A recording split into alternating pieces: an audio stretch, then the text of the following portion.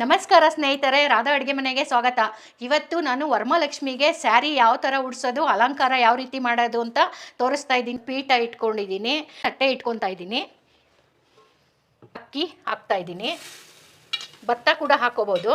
ಬಿಂದಿಗೆಯಲ್ಲಿ ನೀರು ಇಡ್ತಾ ಇದ್ದೀವಿ, ಅರಿಶಿನ ಹಾಕ್ತಾ ಇದ್ದೀನಿ, ಕುಂಕುಮ ಹಾಕ್ತಾ ಇದ್ದೀನಿ, ನಾನು ಉಂಗುರ ಹಾಕ್ತಾ ಇದ್ದೀನಿ, ಕೃಷ್ಣದ ದಾರ ಕಟ್ಕೊತಾ ಇದ್ದೀನಿ, ಬೆಳ್ಳಿ ಚೊಂಬು. ಈಗ ಮದ್ದಿಗೆ ಫೋಲ್ಡ್ ಮಾಡಿಕೊಂಡು ನರಿಗೆ ಇಡ್ಕೊತಾ ಇದ್ದಾರೆ. ಪಿನ್ನು ಹಾಕೊತಾ ಇದ್ದೀನಿ, ಬಿಂದಿಗೆ ಇಟ್ಟಿದ್ನಲ್ಲ ಅದಕ್ಕೆ ಕಟ್ಕೊತಾ ಇದ್ದೀವಿ. ಪಲ್ಲು ಸೈಡ್ ಬರುತ್ತೆ, ಪಲ್ಲು ಪಾರ್ಟ್ ಇದು. ಹಾಂ, ಪಲ್ಲು. ಸೊ ಇದನ್ನು ನಾನು ಚಿಕ್ಕ ಚಿಕ್ಕ ಫ್ಲೀಟ್ ಮಾಡ್ಕೊಳ್ತಾ ಇದ್ದೀನಿ. ಹಾಂ,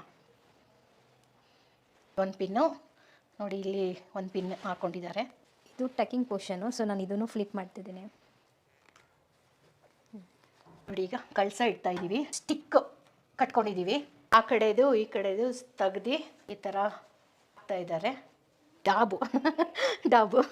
ಈಗ ಕಾಲು ಫಿಕ್ಸ್ ಮಾಡ್ಕೊಳ್ತಿದ್ದೀವಿ. ಕಾಲು ನರಿಗೆ ಒಳಗಡೆ ಸೇರಿಸಿ ಕರೆಕ್ಟಾಗಿ 2 ಪಿನ್ನ ಹಾಕೊಂಡ್ರು. ಸರಿ, ಕೈಗೆ ಬ್ಲೌಸ್ನ ಅಟ್ಯಾಚ್ ಮಾಡ್ತಿದ್ದೀವಿ.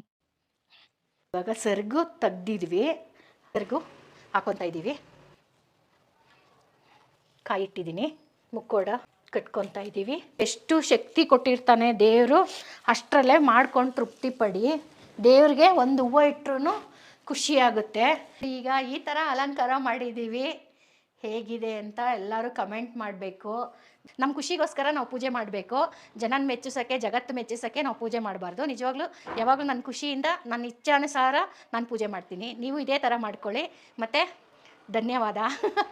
ಪೂರ್ಣಿಮಾ ಬಂದು ನನಗೆ ಸಹಕಾರ ಮಾಡಿದ್ದಾರೆ. ಸೀರೆ ಉಡಿಸಿ ತುಂಬ ಚೆನ್ನಾಗಿ ಸೀರೆ ವೇರ್ ಮಾಡಿದ್ದಾರೆ, ಲಕ್ಷ್ಮಿಗೆ ವೇರ್ ಮಾಡಿಸಿದ್ದಾರೆ. ನನಗಂತೂ ಸಖತ್ ಖುಷಿ ಆಯಿತು. ಅದಕ್ಕೆ ನೋಡಿ, ಹೆಣ್ಮಕ್ಳು ಯಾವಾಗ್ಲೂ ತುಂಬ ನನಗೆ ತುಂಬ ಇಷ್ಟ. ಹೆಣ್ಮಕ್ಳು ಈ ಥರ ಅಲಂಕಾರ ಮಾಡಿದ್ರೆ ಅಮ್ಮಂಗೆ ನಂಗೆ ತುಂಬ ಇಷ್ಟ ಆಗುತ್ತೆ.